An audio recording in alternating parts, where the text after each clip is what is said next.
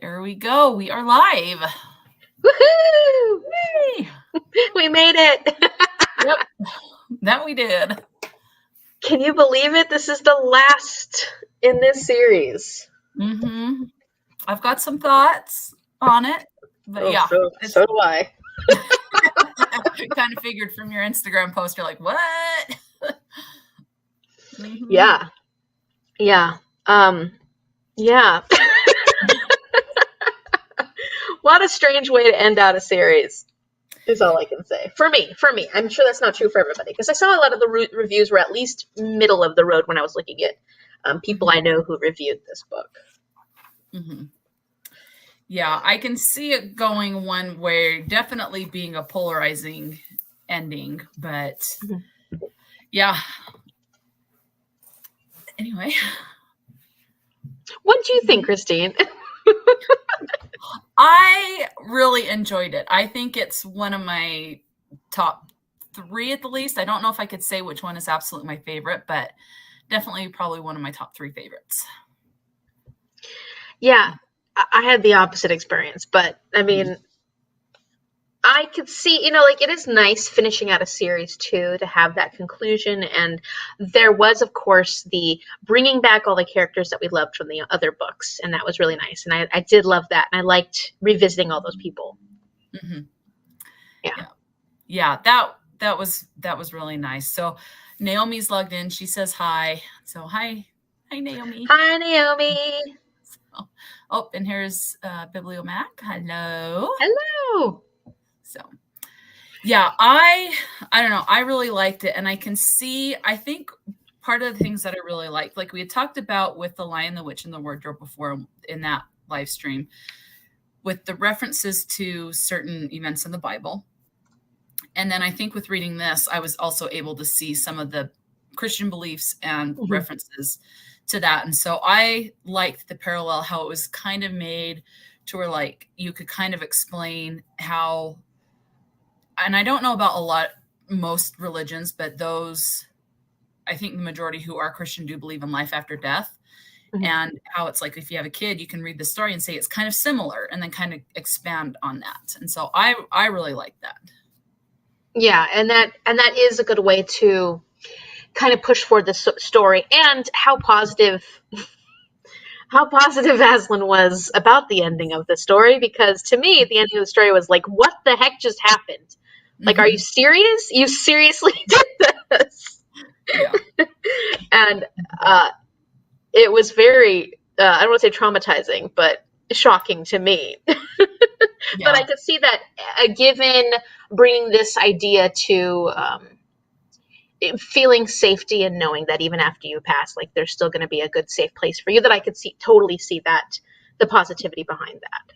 Yeah. And that belief brings a lot of people comfort when they have someone that dies unexpectedly, a child that dies.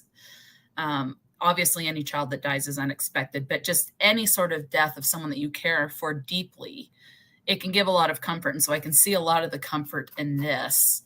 Let's see, we've got a comment. Naomi says, I hate the first half, but enjoy seeing the previous characters. Yeah, That was really fun. I like how it tied everything together, and the progression of the last battle, which, it's like, it kind of alludes to the second coming. Oh, there's going to be that last battle between good and evil.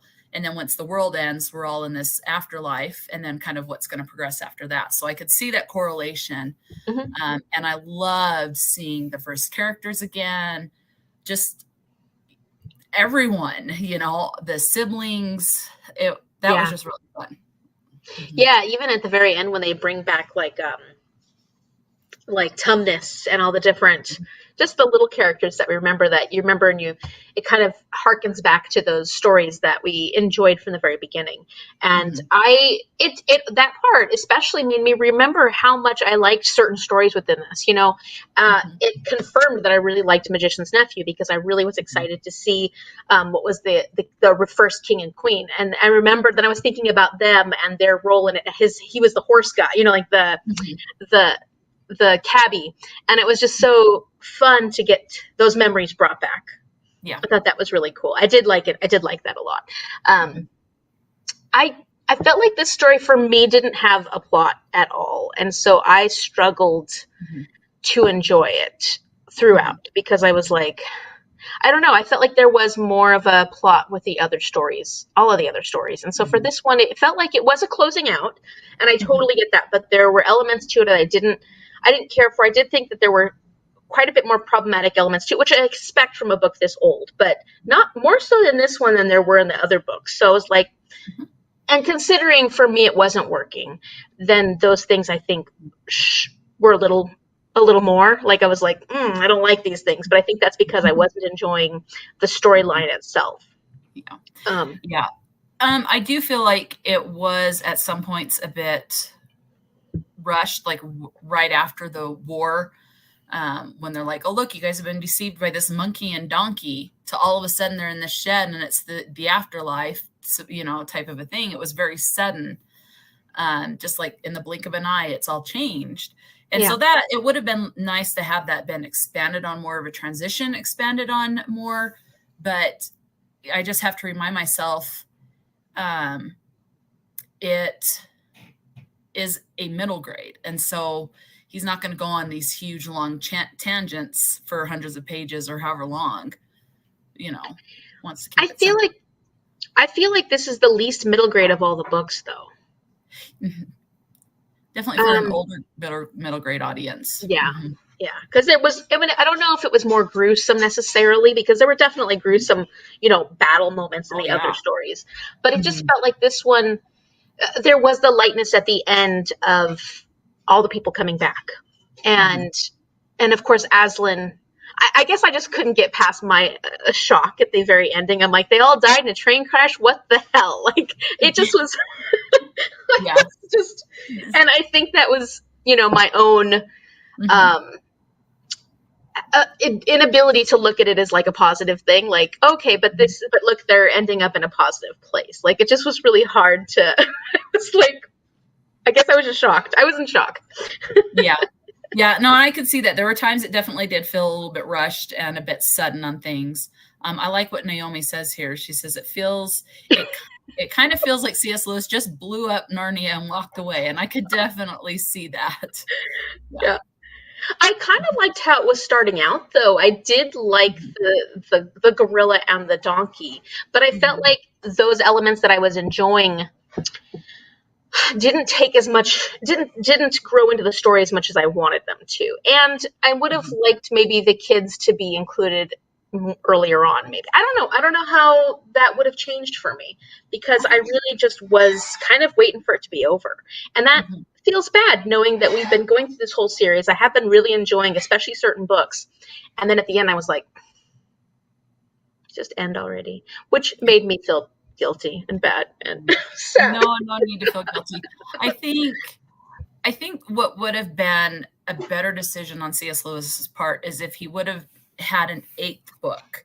So go through this whole last battle, and while they're recovering, and not just like all of a sudden you're in the afterlife, so to speak, in Narnia, or but kind of like the last battle is like the epilogue to the whole story, and it could be just a short story, but it would have been nice to have more, like to see more consequences for the monkey, and to see, you know, more development with the donkey, and things like And that. what's Would have been next too? more of that. Hmm.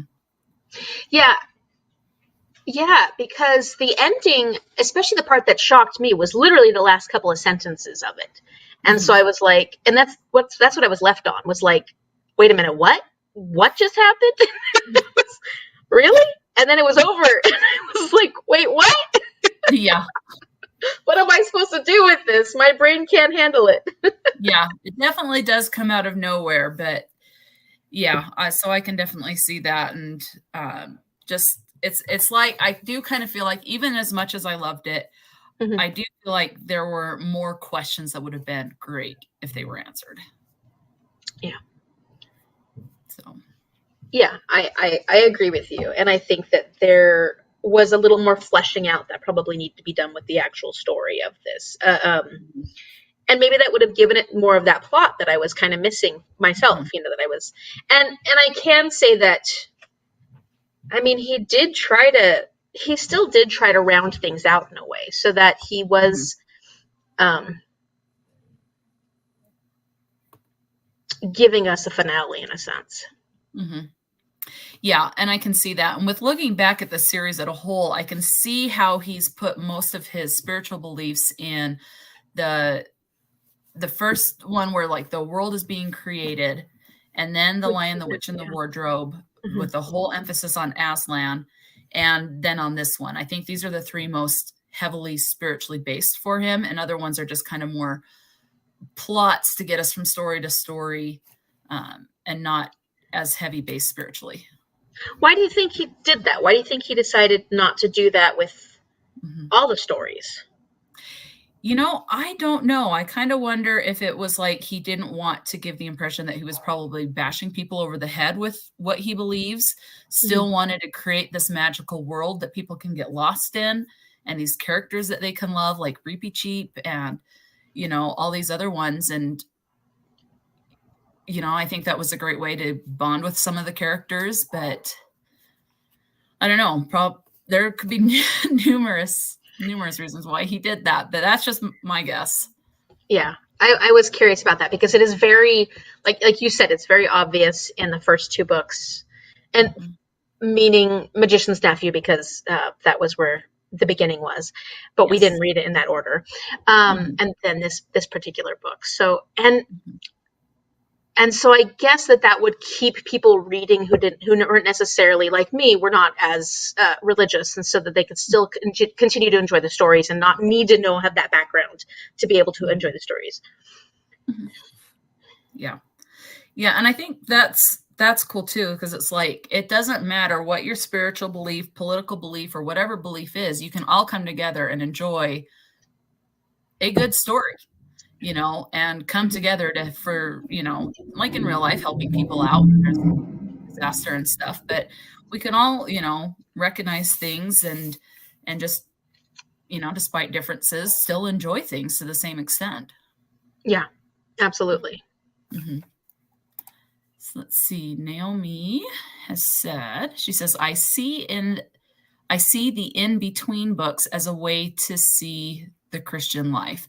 Oh, before that, she said, it is rounded out with closure from the first several books, but not from that plot. So Yeah. meaning the last battle plot. So yeah, Mhm. right, agreed. And it does round it out with the first several books because it pulls Mhm. back all the characters that and Mhm. it brings their importance to the whole story back to the forefront. But yeah, Mhm. I feel like he kind of lost the threads of the last battle plot towards the end. If Mhm. it, that actual, because like you said, he kind of rushed to the end. Once he started this story with the donkey and the ape, and he got them kind of going. And I don't want to say we were invested in those characters, but they were interesting characters, especially Mhm. what's the motivation of this gorilla and the fact that he was willing to stick it out until the very end. Mhm. His Even though he didn't seem that conniving at the very beginning, he seemed annoying and he seemed like somebody who liked to be in control, but he didn't seem like he was as dangerous as all the things he ended up doing. Um, Mhm. and then we kind of just lost him. We kind of lost him. Yeah.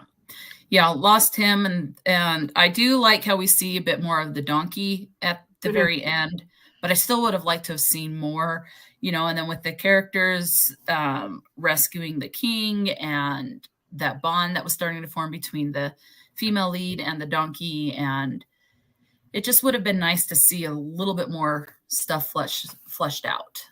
But yeah. Mhm. How'd you like the unicorn? That, I don't remember much about that. I mean, I do a little bit, but I think my impression when I was reading about the unicorn was more like that would be so cool if unicorns actually existed, and that they exist in this world is exciting, and I would love to see them more Yeah, rather than just a fantastical made up creature. that would be cool. And Mhm. like Fledge, the Pegasus, that would be even cool. That would be so cool. Yeah. Yeah, I thought it was kind of strange because like most of the covers I see for the last battle has the unicorn on there. I know the unicorn played a big role in the battle, but I don't feel Mhm. like we got that Didn't get focus much. the way. No, but we do have the unicorn guiding us through to the Mhm. garden. I think it was the garden at the very beginning where Aslan is, and that's where we see everybody at the very end. And he's getting everybody to move that way. He has quite a few scenes where they're just talking about how powerful this unicorn is. But I also just didn't feel like we got him to be actually part of the center of, or he wasn't as big as I thought he was going to be. Let's put it that way, like as a part of the story. Yeah. No, I agree. It would have, especially where like some of the chapter headings, there's a chapter heading that has the unicorn in it. I wish the unicorn had a more major role rather than more of a smaller minor role. Yeah. I wish there was more in it. Because I thought, unicorns are cool. Like it would have been really neat to have a little more of the unicorn taker, like a leading role in a sense. Yes. So we had Eustace and Jill back for this one as our main children characters. Right. And I definitely like Eustace and Jill. I really like them in not Magician's Nephew. Silverchair. Silverchair. Yeah. I really enjoyed them in that one. So it was fun to come back to those two. I mean, I didn't like them at first, but they grew on me, those two. I didn't like them at all, but they really grew on me by the time we finished Silverchair. So it was nice to get back to them.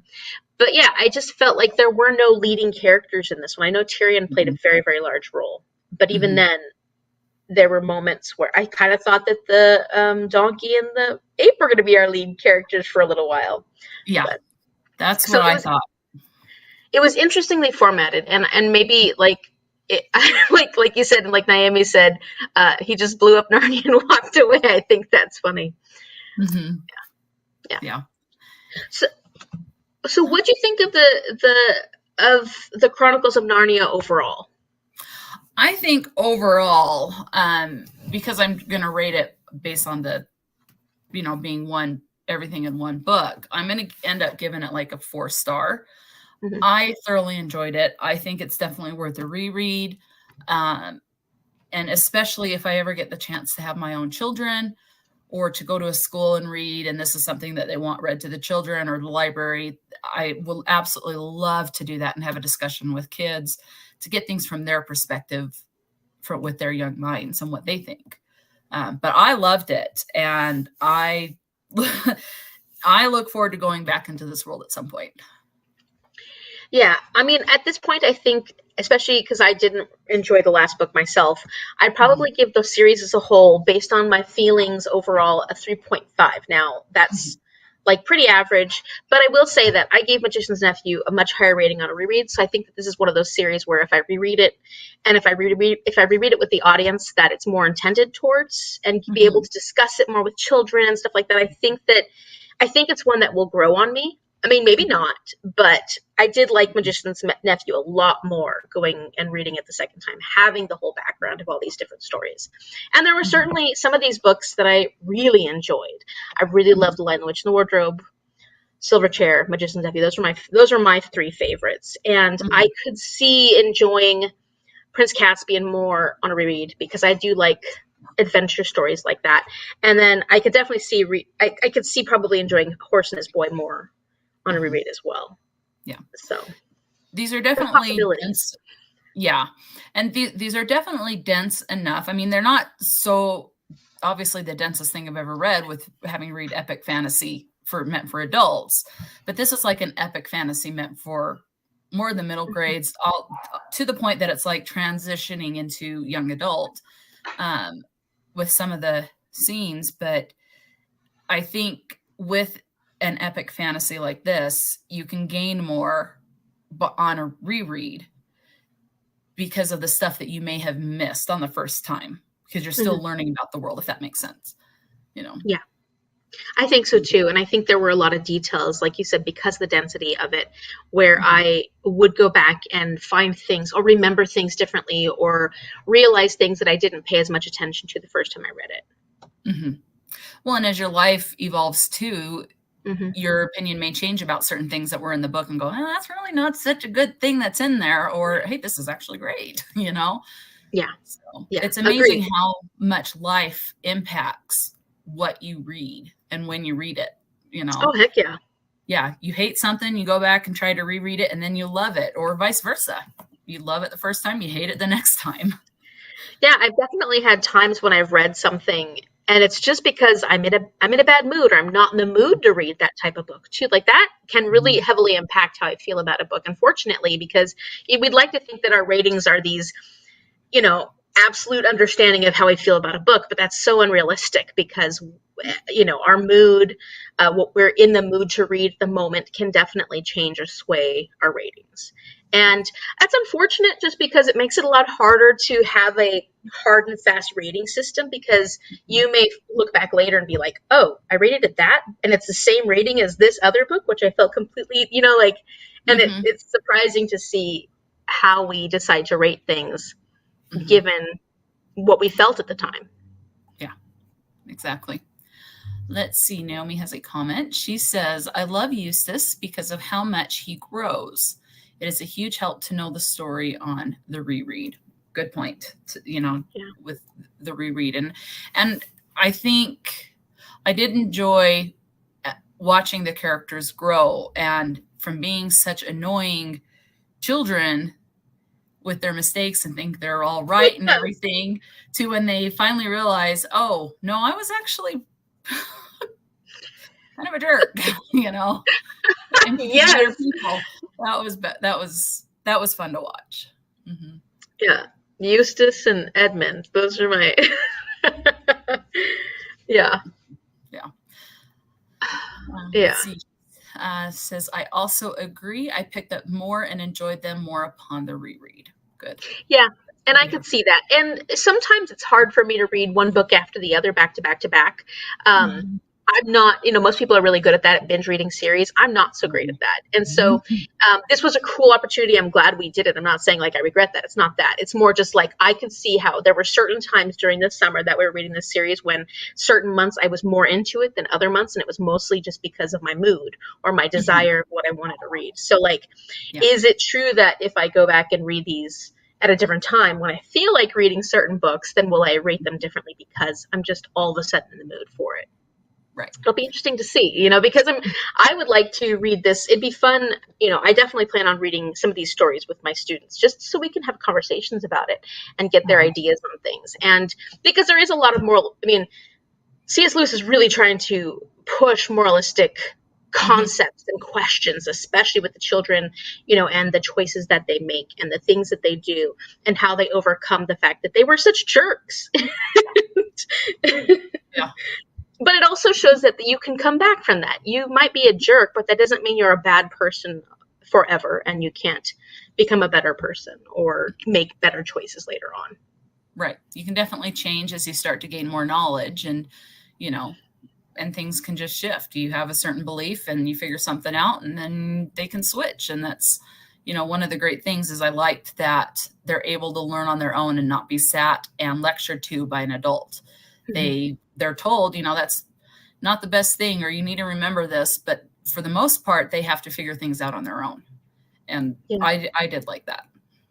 Yeah. And empathy building is something that is happening during those ages of development. Like Mhm. children are learning empathy in the most, like they're learning it the most from like kindergarten through six. Well, they have to relearn it during puberty. Yeah. They're learning so much of it during that age range that it makes sense that this would be one of the focuses that C.S. Lewis is having for children reading the stories, because that is when they're learning how to be empathetic, how to look outside yourself and see other people and what kind of feelings they may be having and Mhm. how your behavior may be affecting other people. And so I thought that was, I think that's a very interesting conversation and a very important conversation for kids at this age. Hmm. Well, and I think one of the other one that comes back to like Eustace and some of the other characters is they are very spoiled and narcissistic in at the start, and to learn the lesson that the world does not revolve around you 24/7. Are there times like your birthday, but guess what? If someone's having a bad day and they end up in the hospital or something, it's not going to revolve around you on that special day. There are times where yes, you are the center of attention, but what you say and do affects everyone, not just you, you know. And I think that's a great lesson for people to learn. And I wish there were adults that would learn that lesson, but I mean, I totally agree. And I think I could see, I'm not saying that I could see why it would be hard for people and children, especially because we reside solely in our brains. So, like, Yeah. we are hearing ourselves and our inner monologue constantly. So, it makes sense that we are the center of our little worlds. But that doesn't mean we should behave that way or treat other people that way. And it is a hard lesson, I think, for people to learn. And, Oh, like yeah. you said, some adults never learn it, but it is a necessary lesson. It is. Yeah. Mhm. Yeah. That's too funny. Yeah. Yeah. I don't know. I part of it's like, as much as I enjoyed the last book, I just keep going back to the thought. I wish that the actual battle and there was more resolution with the donkey and the monkey was its own book. Mm-hmm. And then the whole afterlife that he was trying to get at was More of an separate, epilogue. yeah, more Or of an a separate epilogue book. or a short story. Yes. Mm-hmm. Yeah, because it did feel very rushed. It felt Yeah. very rushed at the end. And Mm-hmm.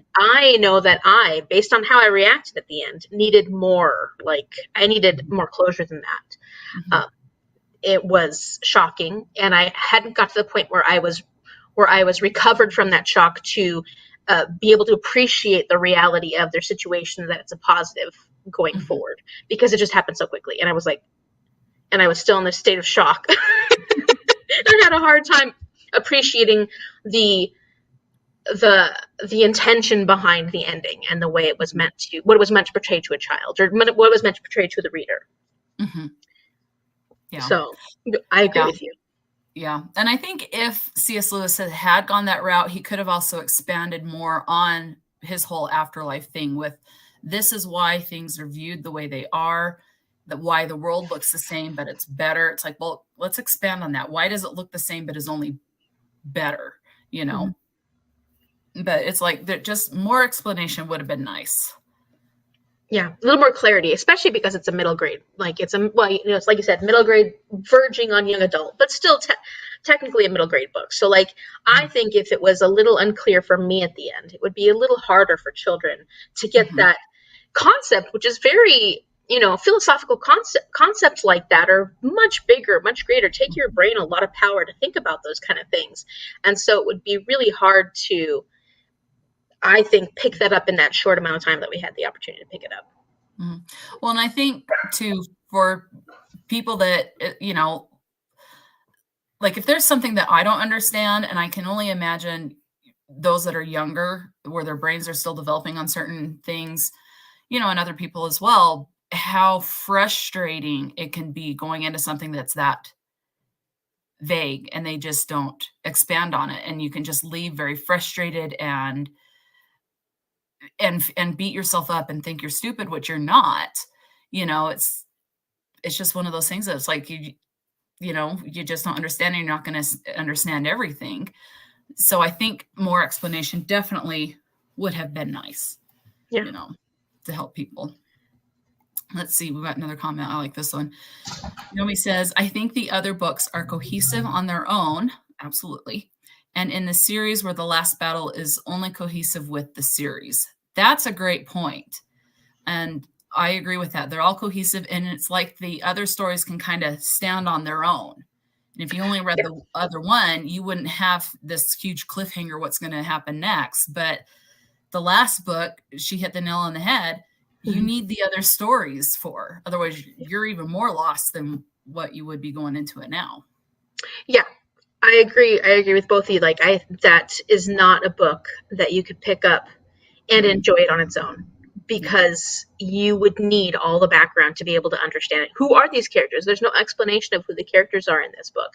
So if you were just looking at this book all by itself, there's absolutely no way that like, you couldn't go into this book without having read the other books, for sure. Yeah. It's definitely if someone tried to read The Last Battle, more like the third book, I can see him DNFing it and giving it a 1-star or no rating. But I think if they wait until the very end, there's a higher chance they'll enjoy it more, because they've gotten to know the other characters, and to have Reapy Cheap and Susan, all these other characters pop back up. It's just kind of a nostalgic thing in a way. It's like, oh, I remember them. I loved that story. Yeah. Yeah, I agree. I totally agree. And that is an interesting point. Now I'm going to think about that some more because I wouldn't have thought about that. But yeah, Mhm. it definitely doesn't. So what are some of your favorite characters then? Oh man. Um, I think Reapy Cheap is my absolute favorite character out of all of them. I mean, I love Aslan and I love it when he's just the cat, mostly because I'm biased and I love cats. So animal wise, I think Reapy Cheap is my favorite. And I think people wise, I think Lucy was my favorite out of all of them. And it's interesting. Did you notice in the last one where one of the four original between Edmund, Peter, Susan, and Lucy, one of them wasn't there. Yeah, well, that was one of the problematic elements to it was that people were really upset. Um, Mm-hmm. by far, I mean, aside from like the blackface stuff, like people were really upset about Susan and how she it was. You know, they felt it was very sexist that she was not included, and it was just her being too much of a woman. The reason she couldn't believe or didn't any longer partake in the whole Narnia thing, and so like those parts, that one, I don't I when I was reading it, I don't think that one hit me as much as maybe the disparities between the two different the races between the two different people and how like Mm-hmm.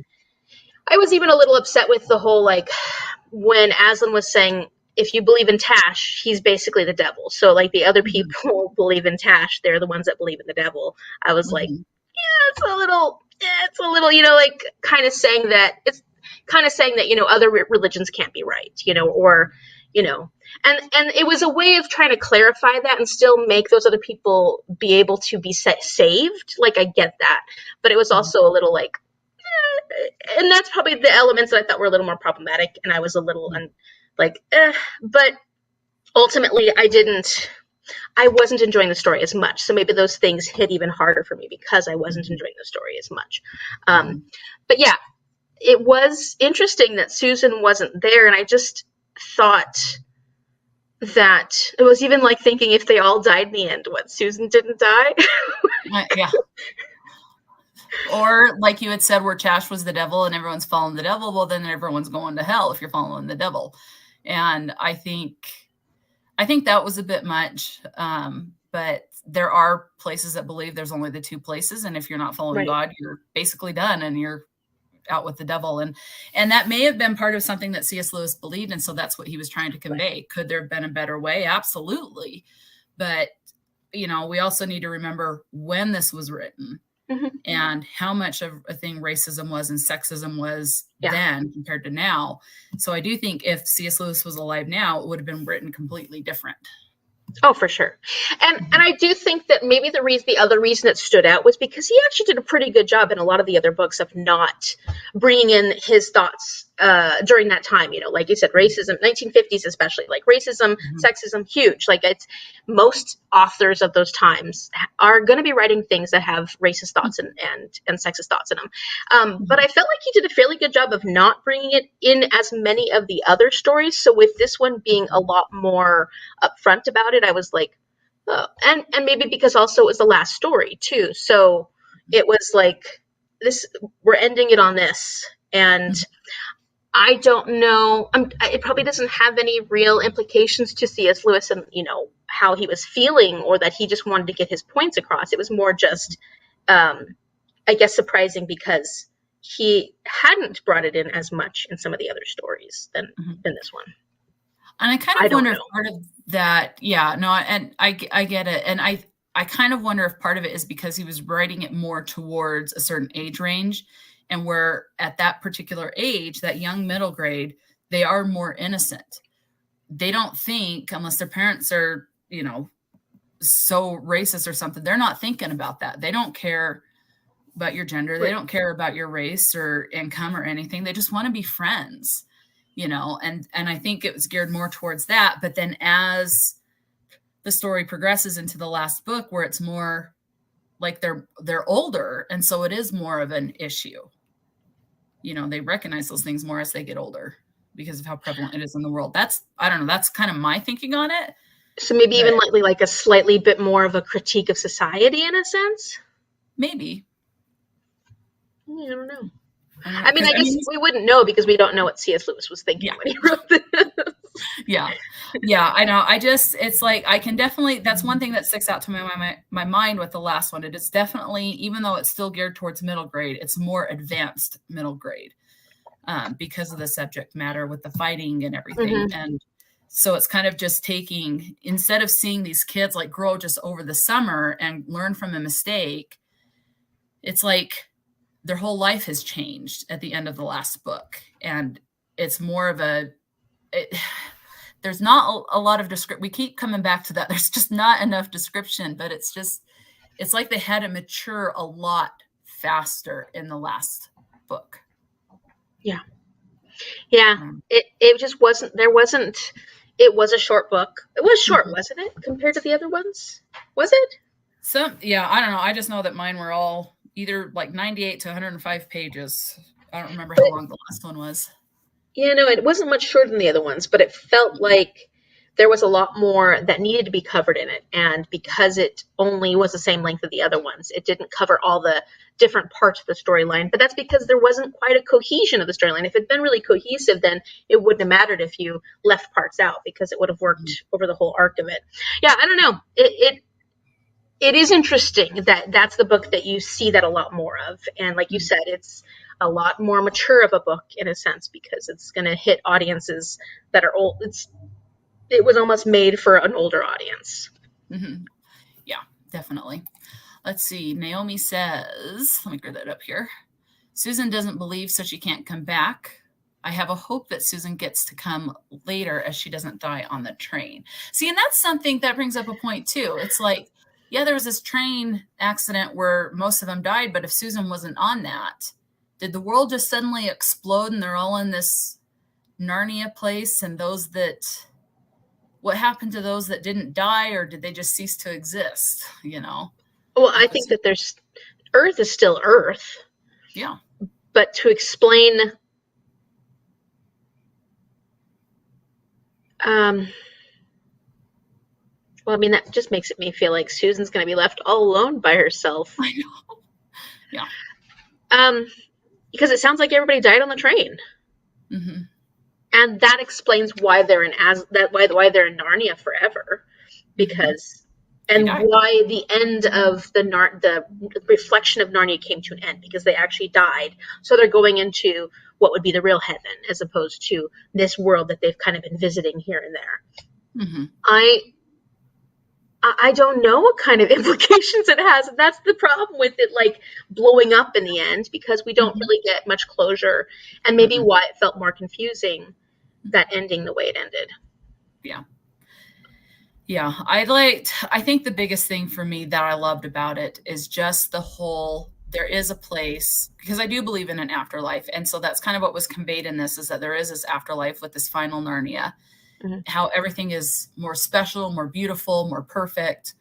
And it's like, to know that there's a place like that to strive to be when I die, you know, and to think that that's where children are going to go or loved ones, that just brings kind of a level of peace to me in my belief. And to see that depicted on page, I really enjoyed that. Could it have been done better? Absolutely. You know, especially it would have been, and I just, like I've said a couple of times, if he had just written it so where there's 8 books instead of the 7, and you know, to explain it, well, if you don't go to Narnia, where are you going? And what's going to happen to all these people that you grew to love in the one life, but they're not around you anymore? Yeah. You know, I would have liked to have seen that. So he didn't write anything else, right? I mean, he wrote other stories, but he didn't write anything else for the Narnia like world. I don't think so. I'm going to pull him up Like that here. was it, right? I'm curious Mhm. what I'd be curious to hear what some of the people's like people who were reviewing the series at the time or like when Last Battle first came out at that time what people were saying about what critics were saying and then how C.S. Lewis reacted. It would just be so fascinating to hear his response and hear what he has to say about how this ended and then people's questions about the choices that he made when he decided on writing this. Mm-hmm. And like, are you planning on doing more? And that would be a really, sometimes it would be nice to be a fly on the wall, like certain Mhm. times. Yeah. Yeah, I'm looking. He's written quite a few things, but I'm not seeing anything else about um, the Chronicles of Narnia. There's like letters to children, the screw tape letters. Um, I mean, that's the other thing that a lot of people associate with C.S. Lewis is the screw tape letters. I've heard a lot about that. There's the Great Divorce. Looks like there's a lot about grief, pain. He wrote a space trilogy. So it'd be interesting to compare the other ones and see if his religious beliefs have a huge impact on everything else too. Yeah. Like they did this. Well, especially if you did a space trilogy, because a lot of science fiction often has philosophical or theological um, themes within them. This is interesting. There's one book here that's called God in the Dock: Essays on Theology and Ethics. That would be interesting too. Yeah. Read. Especially, because like at what point of his life did he write Narnia? Was that pretty early on compared to all the other books that he wrote later on? I don't know. Let's see. I'm gonna go to. Let's look at the Chronicles of Narnia. Lion, the Witch, and the Wardrobe. Okay, The Lion, the Witch, and the Wardrobe was. Does it tell me? 2005, 2009, 1970. So it was probably 1970 is But I saw the that he wrote oldest. these like in 1950s. Yeah. 1955 for The Magician's Nephew. Last Battle was 1956. Let's see. So yeah, so I'm looking at like when they were. Oh, here we go. Yeah, The Magician's Nephew, 1955. Lion, the Witch, and the Wardrobe was 1950. 54, 51, 52, 53, 56.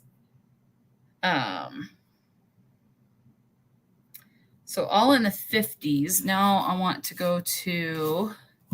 Let's see some of his others. Let's see. Yeah. Let me scroll down here, look at the Great Divorce, and let's see. 2015, 2009, which I know he wasn't alive, 1978. So it's hard just because it's been republished again and again. It's kind of hard to see. I'm going to do and then we've got. So he died in 63. He died in 63. Yeah, so nothing in the 70s so it was definitely a republish. Let's see. It says, "Hey, ladies, I've been traveling, so I haven't read this yet. I'll watch this when I get the time." Excellent. All right. Hey, John. Let's see. Yeah, so he was like in his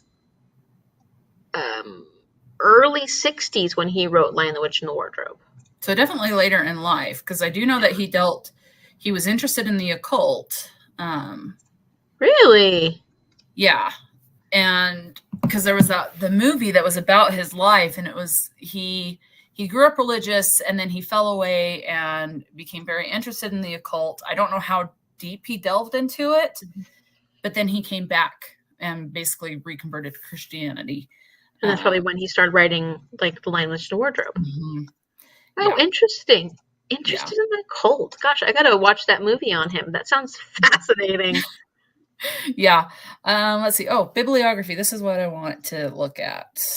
So he has wrote some nonfiction. So he wrote The Pilgrim's Regress in 1933. That was the first one. And then that space trilogy was the late 30s to early 40s. So the Lion, the Witch, and the Wardrobe series, there are only a few things published after that. So it was definitely later in his life. So yeah, now I really want to watch. What movie is it? Let's see. I'm curious. It'd be interesting to see. Is it a documentary, nonfiction sort of movie, or is it a? Mm-hmm. Oh, The most reluctant convert. Okay, I'm gonna write that down because that would be really interesting to see. Mm-hmm. Yeah, and he talks about, and that's the one where he talks about too about his relationship with Tolkien and yeah, I'd love to hear that. and so it's yeah, so the occult isn't that delved into, but it is mentioned that he did, and I think it's been a while since I've seen it, but if I remember right, he ended up not getting good vibes delving into it and had some probably I think some pretty scary things activity or whatever, however you want to explain it. I have to rewatch the movie to know for sure, but definitely was something that helped persuade him away. Especially, I think Tolkien had the biggest impact on converting Lewis to Christianity. Okay, interesting. Oh, that sounds, yeah, I've got to watch that. That sounds fascinating. It was really good. Let's see, you got a couple of comments here. So Naomi says he wrote tons of nonfiction about Christianity. Yes, there was, when I looked at the bibliography, I was looking only at the fiction, and there is a section for just straight up nonfiction. So I definitely would like to look to see what some of his nonfictions are like. Mm-hmm. Yeah, and the timelines too. Mm-hmm. There is an interesting bit on the Susan Wikipedia page. I didn't know there was a Wikipedia page for Susan, where someone wrote to him about Susan not being included. I guess he said that Susan making her way back would have been a grown-up story. Now that's interesting. That would have been actually kind of cool. Yeah. It's like, I wish he would have written that, you know, but obviously we're not going to see that now. Yeah. Yeah. Let's see. I was just scrolling down while listening and noticed a few college lectures on the series. I have a feeling that, hang on, it just went up. Where'd it go? Feeling that he discussed a lot in literature classes and maybe even in theology. That would have been really interesting to be in one of those classes where he lectured. Heck yeah. There's some people that you just want to pick their brain and have a deep discussion with. And I think he would be one of them for me anyway. Yeah, it was, I have really enjoyed, especially in my college courses, talking about different books, different pieces of literature, and then having the opportunity to talk about it in like a college setting, I think is a lot. There's a lot you can get from it, and I think so I might go and watch those college lectures because I think that's interesting as well. I like having more of an emotional conversation about it, but then of course when it comes to some of these older stories and older novels, and of course the people who are behind them, I always think it's fascinating to learn more from that, like academic perspective too. Mm-hmm. Well, and then it's like with those college lectures, to get more of his actual, this is why I wrote what I did and wrote it the way I did. To get that sort of thing from that would be really interesting, because now at this point where he's, gone, it's just all speculation. Why did he do this? Why didn't he do this? What if this happened, or what, or the whole thing with Susan and, Yeah. Can you imagine?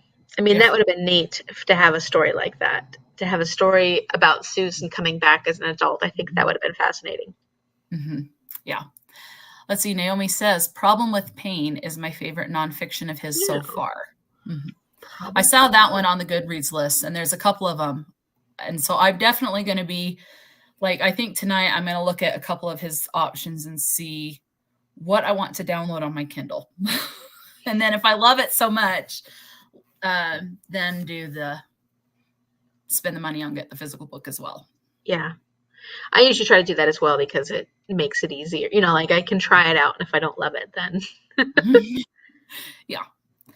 Yeah. Well, it's like this edition of this Chronicles of Narnia I got just because it's so beautiful and I just wanted to read it. But I was like going, I don't know if I ever will, but I love having this beautiful book on my shelf. But I'm glad I finally read it, because it would have just been sitting there looking beautiful unread. Do you, if you have read a book and you bought the book because you love the cover or something like that, and you were so excited about it, but then you didn't end up loving the book that much, but you spent money on it, do you end up keeping those books? No, not anymore. Oh. No, it's interesting because I actually just had this happen this week. So my favorite monster are vampires. And there was a book. So I've obviously read Twilight. I've read Dracula. I've read the first in the Interview with the Vampire. And then I saw Jay Kristoff coming out with Empire of the Vampire. Never read any of Jay Kristoff's books, but I liked the cover. It was a signed edition. I ordered it from Amazon, and I DNF'd it at page 125. Oh, no. No. So, because I was just like, this is boring. This feels like he's trying to recreate Interview with the Vampire, but it's not done very well, and it's like a lesser version. That was my feeling with reading it. And so I was like, it's just gonna sit there, and I want the books. It's like I have it designated. These are all my unreads, and I want to get to them. I'm interested in them. But to put them on my bookshelf where I've read them all and I've loved them all, it's not going to make that cut. So, and there's so many other books out there I want to buy. I'm finally gotten to the point where it's like, I just got to let it go, find another home. I know. And I have to genuinely think about, am I going to reread this? Like, as much as I may like the cover of it, will I actually reread this book, or is it just going to be taking up space and my already lack of space, play? Yeah. It's hard though, especially with the nice ones, or the ones you spend a decent amount of money on. Yeah. And you may keep it for a bit saying, yeah, I think I will. But then 5 or 10 years later, you go, now let's go ahead and let it go. I've had that happen too. So, and I've even read some books. And I was looking. The reason I'm saying this is because I went through books that I've read recently, so I was trying to make room on my shelves. And there's books that I gave like 4 or 5 stars to, and I'm like, but am I actually going to reread this particular book?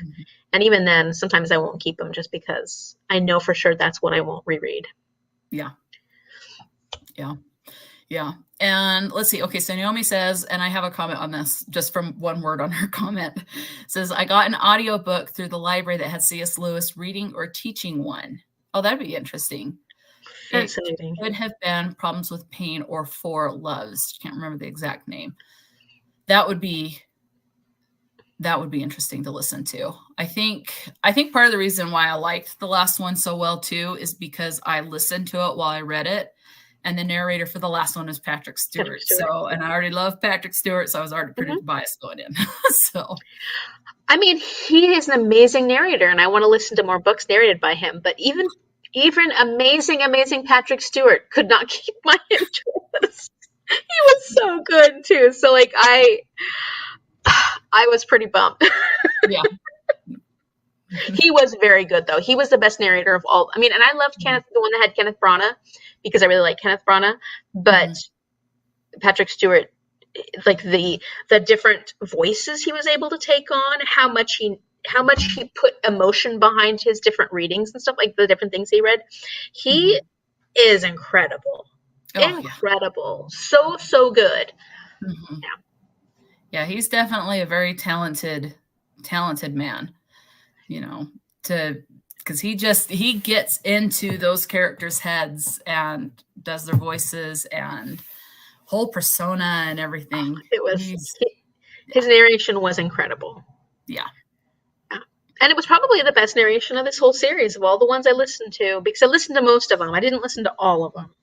Who narrated The Lion, the Witch, and the Wardrobe? Because I don't think I listened to that one. I don't remember. I do remember. The only thing I remember, it was a man.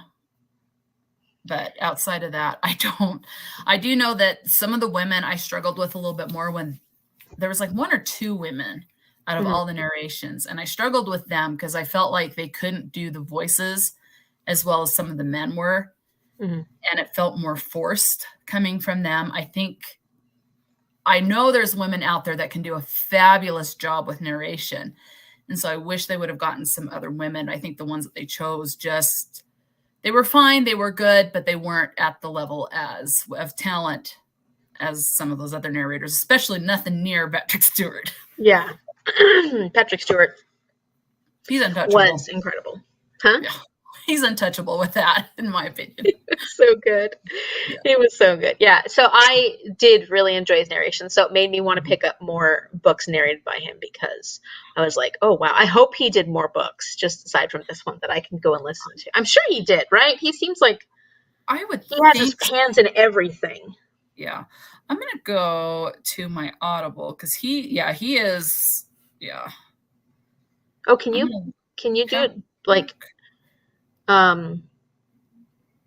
based on the narrator? I have been able to do that before. Nothing found. Let's see. Lion. Let's try this. Let's see.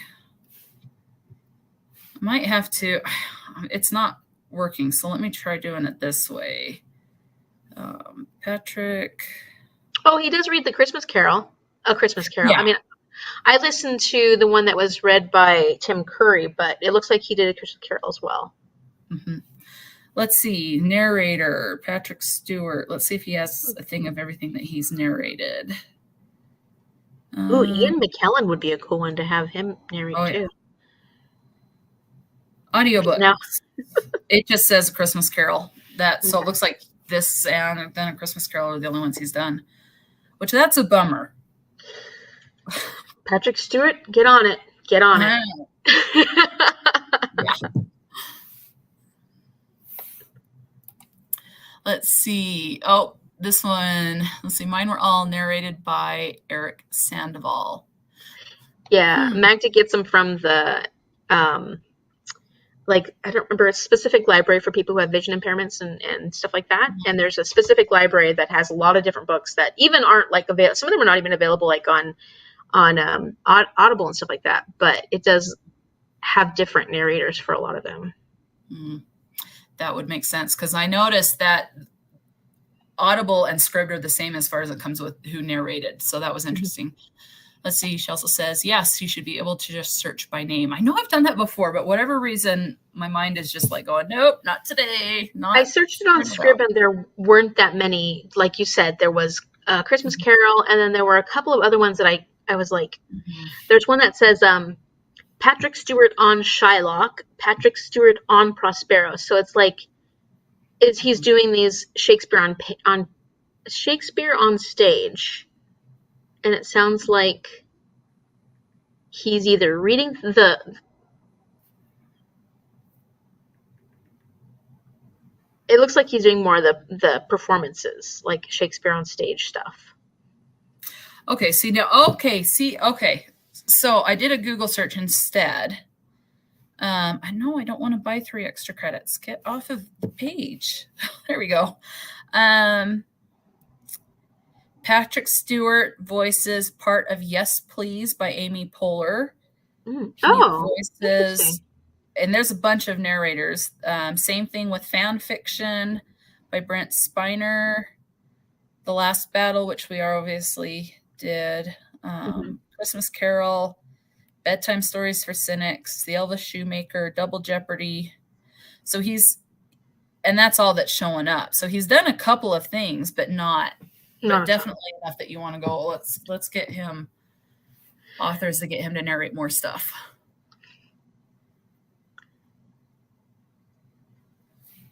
Yeah, Naomi says you need to try on the actual website. Yeah, I Googled it and it led me to the website. Yeah, so he doesn't narrate much, but there's a couple of things. There's a handful. Let's see. And then BATD, Blind and Reading Disabled Library. I didn't know that's what that's called. Oh, it's actually BARD. Yeah, that's the one she uses. So, and it does have a lot of options, but they're not options that you'd often get on like Audible or Scribd. And then it limits, of course, the narrators that she can access as well. Although she does have like an Audible account, I think, but like that's the best way to go about it, because I think either she might get it for free or something like that. And then you have access to all these different stories that have been narrated. It's pretty cool. It's a cool service that they have available. That is really cool. Let's see. Naomi says Dan Stevens is an amazing narrator. 100%. I think I've listened to Dan Stevens narrate something at one point. He's got a great voice, though. Yeah, there's a lot of people that are really talented, and then sometimes you just don't come across them that it's like, not so much.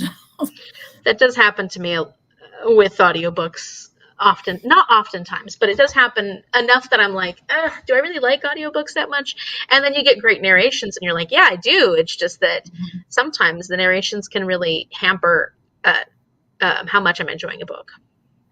That was my experience with, I tried listening to the Twilight series on audiobook and I just couldn't get on board with that. And then same thing with the whole series of Unfortunate Events. As much as I like Tim Curry, I didn't like the narration. And then when the author did it himself, I didn't like that either. So it just wasn't. it's, yeah, for me, it's like, that's better left just read. Did you like reading it physically? Did you like the books? Unfortunate Events. Yeah. I did. Oh. I liked it. I need to go back and reread it. It's definitely one of those things like we had talked about before where there's some things that just kept repeating. It's the same thing with a series of unfortunate events. Things just keep repeating because it's aimed at, I think, the younger middle grade side. Yeah. Yeah. So, yeah. That would definitely work to have a different narrator. I think it would bring it to life a little bit better. One of those things. I know. But it's kind of always weird, I think, when the author can't narrate it well, you know? Because most of the time, I think when I hear narrations by authors, I think usually it's pretty good because it's they're giving the right emphasis on things and stuff. They may not have great voices that they can use, but at least you get the intention behind the story. But there are definitely examples where it's not true. Yeah, no. Lemony Snicket, in this particular case, the author, it felt more monotone.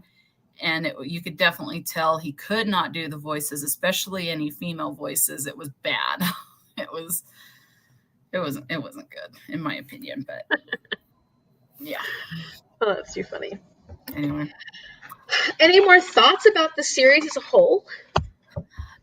Not really. I just, like we had said before, I just enjoyed it. And this is definitely something I think I will reread, especially if I can read with kids. Mm-hmm. So, yeah. What about you? Any other final thoughts on it? I feel the same way. I feel the same way that you do. I enjoyed it, but I think that I will definitely probably enjoy things more on a reread. And I can't wait to read this with students, especially like the classic Lion, the Witch, and the Wardrobe. I think those are fun stories to be able to share and have these conversations with the kids and see what they think. And see if, like, you didn't have a great experience with it when you were younger, but you didn't read it with other people. So maybe it would have been different if you'd been read to you, or if you'd had people to read it with. So maybe it would have been, you would have felt differently about it at that time. Yeah, absolutely. Yeah, because I did try to do it on my own, and I was just bored because I wasn't understanding a lot of it. It just went over my head. So I think had someone been there to say, let's read this together and stop when you don't understand things, and it would have been a completely different experience. Yeah. Yeah. This has been a fun experience. So I really appreciate that you reached out to me so that we would do this together. Not a problem. I appreciate that you said yes. Because I was like, I don't know how I was like, I got to have some motivation for this. So that was great. Well, and it was awesome that everybody wanted to join us because then we got the opportunity to make it like a much bigger thing than we were planning on. We were just planning on buddy reading this. And this was a cool opportunity. For one, you got to do live shows now. So now you're you got the in, and it was just really fun that we got to share this experience with other people, and I think that we were able to have even greater conversations because of that. Yeah, I think so too. It definitely heightened the enjoyment for me to know that there's other people that were joining in and enjoying doing the readathon, if not enjoying the books to the same level as we may have at some point, but the whole experience was just enjoyable. Yeah. For sure. You got a comment that says, I am glad y'all did this. I don't think I'd ever reread this otherwise. Yeah, see, I don't think I would have read it the first time otherwise if we hadn't done it. So, let's see. Boo Mac, I'm glad you both did this read along. I've had a lot of fun. Excellent. I'm glad you had fun. Yeah, me too. Naomi says, thanks for the opportunity to reread a favorite series. Absolutely. Yeah. Yes. And I'm really happy to have had all of your guys' thoughts and input, especially people who are rereading it, because you probably even have a different perspective coming back to it, or, saw things that you didn't see before. So it's pretty cool. Yeah. Yeah. I would definitely be up to, obviously for the rest of the year, because this is like where I work in a retail store. This is now the end of any sort of relaxation season. Yes. That's November to December. I'm like, I'm not going to do any buddy reads, maybe one, but not a whole series like this. I just can't for November and December because of how busy and worn out I'm going to be. But I would absolutely love to buddy read another series So I would say, whether you want to join in, Amy, or not, or if I host a buddy read and figure out how to do that by myself, if you guys have any suggestions on any series that you would like to buddy read, definitely let us know. And then we can see if we want to do another one like this again, where we, like Amy and I just did, or if one of us does it, or, Yeah, whatever. absolutely. Yeah, this was so much fun, and Yeah. it felt very relaxed, and it felt like it was. I was, we did have some months where we had to push it off a little bit, but I feel like it worked out anyways, and it didn't. I didn't feel too stressed about this. Like having to get this whole series done. So I was really happy for that. So thank you for that, Christine, because I know I get really busy and overcommit, and this still felt good. There's other buddy reads that I haven't been as successful on, but this has felt really good. Yeah. There are other ones. I've got a whole lot of series on my bookshelf I look at and be like, that'd be nice to buddy read, but nobody reads until January for me. And it's definitely one of the ones that it's like, there's one that I have, it's a horror series. And the only thing I know or recognize with it is that it's, one of them was made into a movie. And I think he's a guy that's a cannibal. I don't know. Oh, Hannibal Lecter? Yes. By Thomas Harris. I have that whole series. And so I'm like, why do I have that series? I've never read it. I don't know if I'm going to like it. I would definitely be intrigued and probably more soothed to do a buddy read with that. But I don't know who'd want to read that. And I don't even know if I want to open that door yet. I mean, I might be interested to read that series. I don't know if I'm ready to read it yet. No. But I don't know who else would want to read it with us. I know. That's one of those ones. There's like certain people that'll read certain things, and that's definitely one that I think you've got to have a certain taste for. Yeah. Without knowing anything going into the series. So, Naomi's got a good point. Yeah. Let's see. So we just got And then Naomi says, I need motivation to finish the Oz series, if that is ever of interest. Now, that's interesting. I have heard that The Wizard of Oz was a book, but I didn't know that it was a series. Oh, yeah. There's quite a few in that one. And actually, I loved The Life and Adventures of Santa Claus by L. Frank Baum. Really loved that book. So I might be interested in The Wizard of Oz at some point, or the Oz series at some point. I probably wouldn't be able to commit in the same way unless it was summer, kind of like this one. This one, summer helped me, but I don't know how many are in that series. But that might be a good idea to think about. Yeah, I knew The Wizard of Oz, and I think I'm a little intimidated to pick that one up because I know I love the movie so much, and it's like, is the book going to be a letdown from the movie that I've watched over and over? I don't know. 15 books long, that's a commitment. Oh, God, you beat me. 15. Yeah, that's a commitment. Oh, Naomi's coming in. Yeah, 15. Yeah. Yeah, that would definitely take over a little longer. They wouldn't be too long, though. Are they that long? I don't know. I mean, if they're short, like the Chronicles of Narnia, it wouldn't be bad to read 2 a month, but it would still take more than just a summer to read it. Oh, heck yeah. Well, for me especially. Yeah. Let's see. The Wonderful Wizard of Oz. Let's go to book. Nope, not preview. Book details. 154 pages for paperback.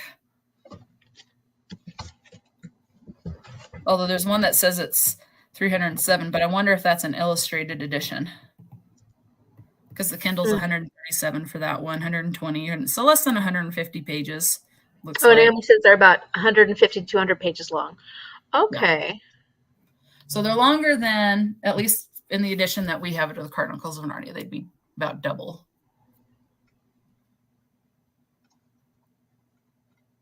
Something to think about. Yeah. Let's see. Yeah. So how long are the books? 150 to 200 pages. Mm-hmm. Leanna, I'm conflicted on reading Baum after learning about some of the horrendous statements he made about Indigenous people. See, I didn't know. I didn't know that either. I didn't know any of that either. Yeah. Yeah. It's hard when there's someone that you liked or that has created a world that you liked and they do something that you just don't agree with, it can be hard to go back. Mm-hmm. And Yeah, so it I can really can definitely be. understand that. Yeah. Gosh, I feel like that just, we have a broader understanding of people and their histories now, and it's Mm-hmm. much easier to see these things and to learn about them. Mm-hmm. Yeah, that's a good point, Leanna. That's rough. Yeah. I think let's think about that just because Yeah. it's 15 books. Mm-hmm. Let me choke on my spit. Sorry. Well, and if you have and if anyone has any other suggestions about a series they think would be fun to do a whole buddy readathon like that, like this again, but with a different series, just definitely let us know in the comments or DM us. You can definitely DM me on Instagram and I can, make suggestions and stuff. So Mm-hmm. But this has been a really great experience. So thank you. You're welcome. Thank you. Yeah. Thank you for joining in and encouraging me to try StreamYard for I know myself. this has been great. Look at you. You're a professional now.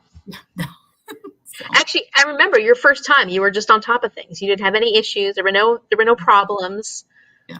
It's definitely easier than I thought it was going to be. I thought it was a lot more complicated. And I think, where I've watched like Lexi from Alexandria Rosalind with her Patreon, she did with Gavin.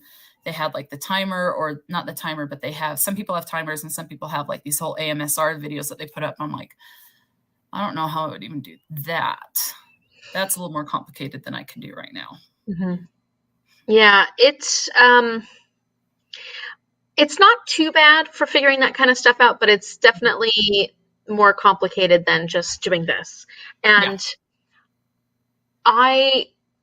I haven't tried doing too many things. Like I know Margaret Bernard knows like all the ins and outs of that kind of stuff. So she does a lot more fancy stuff, but I haven't ever really tried the fancy stuff as much. So there are cool things you can do with StreamYard. It's just, it's nice to be able to do the basic stuff, and it's pretty simple. I think my issues that I had the very first time I ever used it, I was on somebody's sprints, and my mic and stuff wasn't matching up. Like it wasn't working.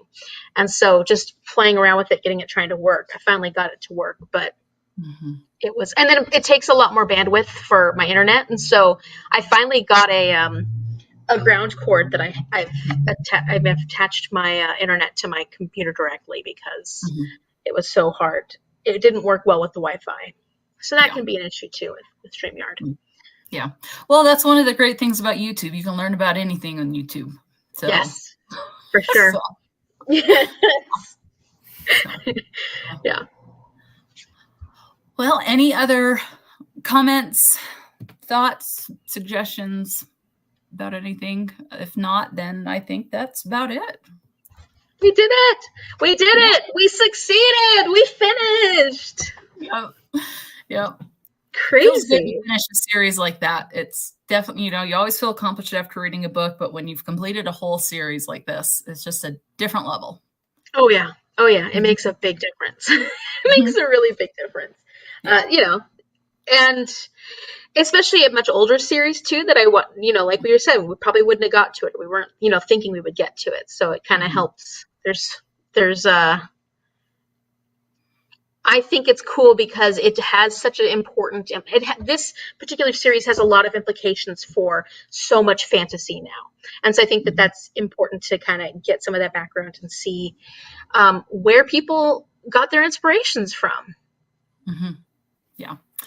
Let's see. Leanna has another comment. She says, I agree, Christine. It's sad to learn about those things about creators of things that you initially loved. One of my favorite graphic novels is an adaptation of the Oz series. Yeah. Yeah. And it's, and I always have to remind myself and go back to, even if someone says something that you don't agree with, you can still enjoy the content that they create. You don't have to believe the same thing that they believe to enjoy their work. Yeah. And that's what I have to remind myself. And I also think it depends on how much it influences what they're writing and stuff like that, and how they're and it's also really hard when I also have to take into consideration that we are a very racist country, and we were especially very racist and sexist and all these things in the past. And to pretend like we weren't is completely unrealistic. And so sometimes when it comes to these stories, that are much older and come from a perspective that I don't necessarily agree with, but I see that it was prevalent in our time, in our country, in the way we approach the world. Sometimes I think those are good opportunities to discuss those things and to say, okay, we learned that this is the way the world was. It's not a good thing. And sometimes the perspective shifted, the way people viewed things at that time, and maybe even their work, their art, but what can we learn from this, and how can we become better people because we know this? And so it is very tricky. And I would feel the same thing when it came to like thinking about Roald Dahl, because he was really anti-Semitic, and I didn't realize that until I started getting more into learning more about the author. And but Roald Dahl is like this huge inspiration that is still taught in schools all the time. Like he's a huge part of a lot of schooling, like teaching elementary kids.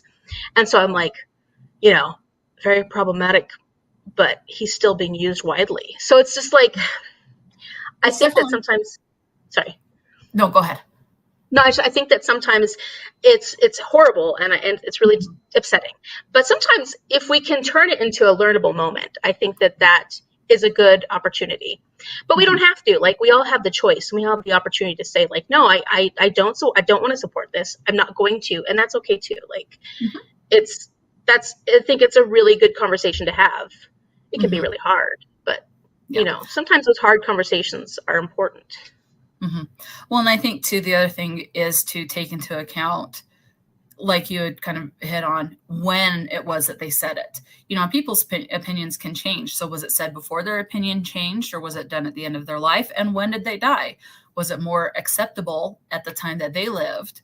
Acceptable, I use that loosely because we know that it wasn't acceptable, but that's what they believed at that point. So like the whole thing with Frank Baum, he was born in 1856 and he died in 1919. So I think of what the world was like when he was alive. And it's like, yeah, he probably would, said some pretty horrendous statements, but I think a lot more people were making horrendous statements at that time too. So, and it's definitely something you can go, well, look, this is what we know now. We're more accepting of people, than they were back in the early 1900s, Yeah. And I mean, I think as long as we're learning from, we're not trying to go backwards. We're not trying to be those people anymore and think those horrendous and say those horrendous things. Yeah. I was thinking about this recently because I've been reading All the Light We Cannot See, and it's talking about Nazi Germany, and you are looking at it from a perspective where you're getting a Nazi soldier, a child who he becomes a Nazi soldier. And, I think about books like that where they give you the perspective of the enemy, quote unquote. And they also give you the perspective of like the Allied forces and stuff. And it is a very interesting conversation to have, because thinking about having empathy for someone who you see as doing something so horrific or being a part of something that is so horrific that it's really hard to understand where they might be coming from. But then I was like, when I was thinking about the things that the Nazis did and the horrific elements of what Hitler did, and I'm not saying any of that's okay, but I have to point out that eugenics came from the US. We're the ones that gave Hitler the idea to do it. So it's like, there are things that are horrible that happen during different periods of history. And I think it's important to remember those things, understand from them, and learn from them so that we're not making the same kind of mistakes. Because, we got into a really big tangent about it. Like, I just think, I think it's, I don't know. I don't know why I brought that up. Yeah, it's definitely one of those things that is like that saying that I completely, honestly, I agree with, is if it's better to know your history so that you don't repeat history, or something along those lines. So to learn, so we already know, we know all about the Civil War, and we know about slavery, and we know about, women trying to get the thing to vote, being able to vote. And it's like, that's why we learn about that, so we don't repeat the bad stuff and go back in time to where women can't vote, to where there's slavery again, to where there's all this. We've got to learn it so we don't go back to that. Yeah. And I think that's more, sorry. It's like the simplest way to say it. Learn it so you don't go and repeat it. Right. Thank you. I just feel like I went off a tangent. I'm sorry about that. That's okay. Bye. Have a great day. Bye, Magda. So, yeah. Yeah, we definitely went off on a tangent there, but Yeah, that's sorry. It's that's like okay. I just feel super awkward now. No, you're good. No. Well, I just because I think of these things as learnable moments, and that's where. Mhm. Um, Yeah. Well, and I think that's one thing that is just, if you have an open mind, you can learn from someone, even if someone has a different opinion. If you have an open mind to try to figure out where they are coming from, you can have a better relationship. Doesn't mean you're going to agree, but you can still have a better relationship with that one person and not have so much animosity mhm. to try to figure out where they're coming from. Because, things happen in people's life that affect what they believe and don't believe, Yeah. And until you learn where they're coming from for a certain belief, maybe you can change their mind, or maybe they can help change your mind, or you can just find a common ground. So anyway, Yeah. big No, I time. think I just like to know all perspectives so I can understand things better, Yes. and so that I don't want to be hypocritical about Mm-hmm. the choices I make, and to say like, oh, I'm this perfect person who doesn't need to learn as well. And I think Yeah. that's what I meant by that whole, like, we've done Yeah. things just as bad in our time. So it's like, Mm-hmm. let's just be open-minded to the idea that we need to change. Yep. Mm-hmm. There's always room for improvement on Yes. things. Yeah. So, well, I think with those tangents and all that being said, I think it's time Yeah, to Narnia. yeah. So I think it's time to go ahead and end this. So I hope you all have a great afternoon and evening, and the rest of your time for the day. So Naomi says bye. So yes, this was a great discussion, and I hope you guys all have a great rest of your day. So we'll go ahead and end this here. See you later. See ya.